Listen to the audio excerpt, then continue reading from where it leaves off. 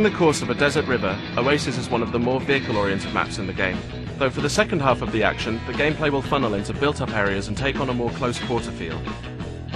Base 1. Attackers' material significantly outweighs the defenders in this first clash, and tellingly you have both air and artillery support. Put both to good use, and back each other up. It's easy to forget teamwork in vehicles, and the large numbers can make you feel invincible.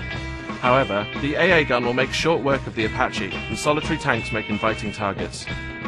Defenders, this base is like being between the hammer and the anvil. By the time the onslaught is finished, there won't be much left standing. It can help to come out and meet the attackers halfway. There are small outlying settlements where you can really slow down the assault. Try to divert attention from the crates and whittle down their numbers. Base 2.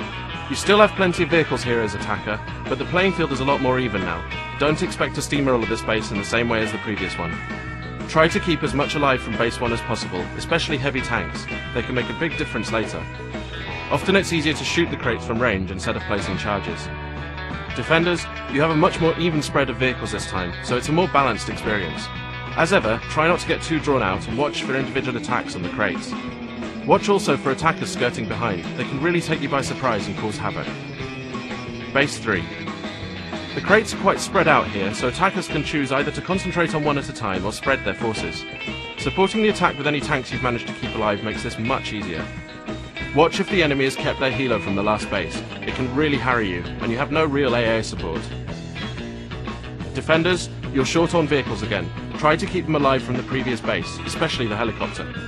Watch how the attackers are spreading their assault and try to react.